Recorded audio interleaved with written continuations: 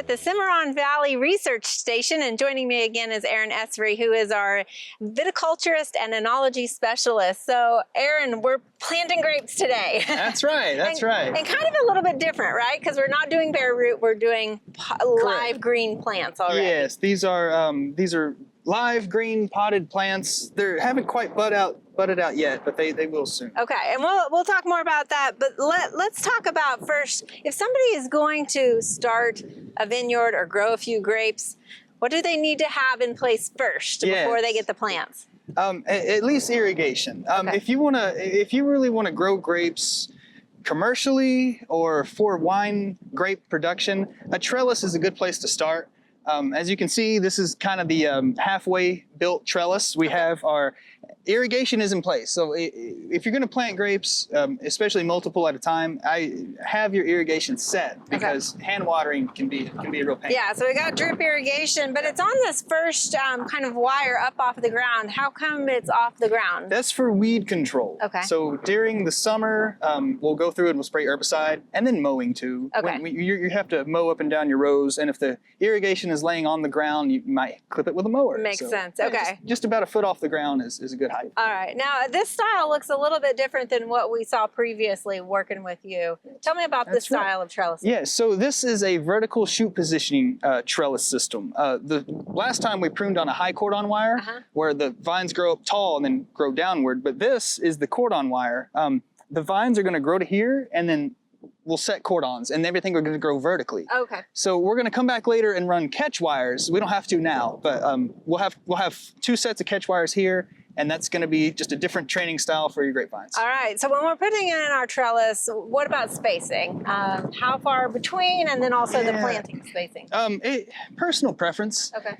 If you're working with a limited amount of space, like you only have a few acres, you probably want to come in tighter on your spacing. Here, we have a lot of land and it's a research plot, so we have 12 foot between rows and we have 6 foot between vines. Okay. If you were doing it on your own, you might go as tight as 9 foot between rows and 5 feet between vines. Okay. That's pretty common for commercial production. All right, but you want to make sure you have plenty of room between each row so you can get your tractors and equipment through there. That's right. A wise thing would be to measure your tractor and then go about an extra foot. Okay, excellent. So let's go ahead and talk about what we got here and planting wise. Sure, if you want to show us how the process. Again, yeah, so these are green potted vines. Now, they're supposed to be green. They've been in cold storage, so they haven't quite budded out yet, but there is live buds here that will soon. But as you can see, the roots are already out. So these are, it's just like any other, plant you pick up at a nursery or whatnot. But this is what they look like. This is a potted grapevine. Okay, and what kind is this vine? This is Picpoul Blanc. Okay. This is from South France, and it's we're just going to see how it does here in Oklahoma. All right. So is this grafted too, or? Yes, these are grafted. This is a complete different rootstock and a complete different scion, grafting them together. You take an American rootstock, which is usually better for diseases and the natural soil here in America, so you use an American rootstock. But the European scions are usually better for wine production. Okay. So that's, you just graft them, and this is what you end up with. And now will we plant this at its normal, go ahead and let's plant it up, I guess. Sure. So I've already dug the hole. Okay. It just about 6-7 inches deep, 4 inches wide. A post hole digger works really well. Okay. But then just like you plant anything else, you just kind of have to dig it out a little. And again, I have the irrigation going. Right. That softened the ground a lot. I'm just going to kind of wet this under the drip. Sometimes your irrigation, your holes won't light up exactly under a drip emitter, but that's okay. As long as they're wet going into the ground, and then the water will reach them. But you just you put it in the ground here. So you're planting it a little deeper than what it was originally planted. Yeah, just a little. I mean, it's good to do that. You just don't want to bury this graft union. Okay. You don't want to bury the graft union. With time, the vine's going to grow. It's going to push itself out of the ground just a little bit. So I bury it up to here. Okay. And that's okay. That's okay. So you just backfill with the native soil that you... Correct. Yeah, this is the soil I just pulled out of the ground. Just backfill it in. Make sure your vine is sturdy, it's straight. You never want to plant under the row. You want to plant just to the side of it. Okay. Just a little. You don't want to go too far out. Right, you see, but And I've noticed you've planted them all on the same side. Is that just an aesthetic thing? No, that's good observation. everything on a trellis is done on one side. Okay. The irrigation's on the right side, the wires are on the right side, the vines are on the right side. It just makes things easier. Okay. So, yeah, always work on one side of your trellis. All right. Yeah, and so you just fill this in, kind of break this dirt up as best you can. And so yeah, and so that's planting. Give it, you know, a little tug just to make sure it's there. And then you just fill it in and then run some water. It'll reach it. Yeah, yeah. It'll reach it. And then so what about fertilizing? Is this fertigation that we're running here, or no, this is just do we need to fertilize? Water. Not for now. If you want to amend your soil prior to planting, that's okay. You just run a soil test, and if you're low on nitrogen or potassium or phosphorus, anything, just incorporate it in. No need to plant or no need to fertilize at planting. This won't receive any fertilizer this year. Oh, really? Okay. Next year, if we want to, if they're showing symptoms for, you know, a deficiency, we can. But not for this year. They'll be all right. So what are we expecting when we see growth coming? Where do I start tying it up? I mean, is it going to reach all the way up here this first time? Possibly. And that's now we're getting into vine training. Okay. We just planted it. Right.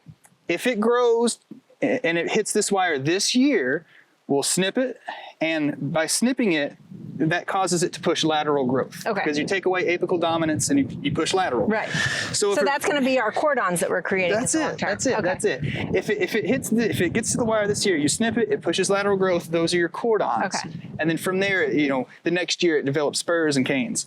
If it doesn't reach this wire this year, let's say it grows and it only gets to about right here. Right. We'll let it go dormant, and then come pruning time, we'll cut it off right here again, and just start all over. Okay. But it'll be ready. It'll be more, you know, all those carbohydrates are developed, and it's ready to go. So it'll really take off. Definitely reach this wire. That's right. Then by next year, it will for sure reach the wire, and then you start training. Okay. So that way we just have 1 year's growth that is that kind of trunk, I guess, of the grapevine. So these buds, I mean, when they start growing, you might have 2 or even 3.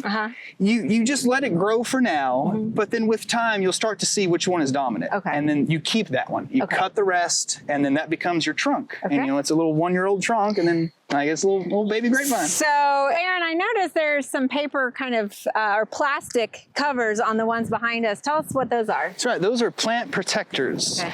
And being a young baby grapevine, those plant protectors help with the elements, including this wind. We got a little wind here in Oklahoma. And so once we plant, we put a little plant protector on there, and we'll keep it on all year. Take it off September, October. Okay. We take it off then because the vine itself will start to harden up for the winter. Okay. You know, so, but yeah, just for this first year, they help protect against the elements. Okay. All right. Well, we'll continue to follow this process, and thank you for sharing this with us. Of course. Thank you, Casey.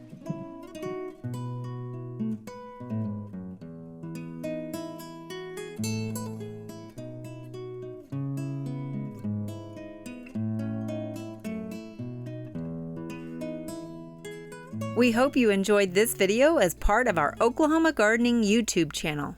You can also find even more videos on the OK Gardening Classics YouTube channel. And join us on social media for great gardening tips, photos, and discussion.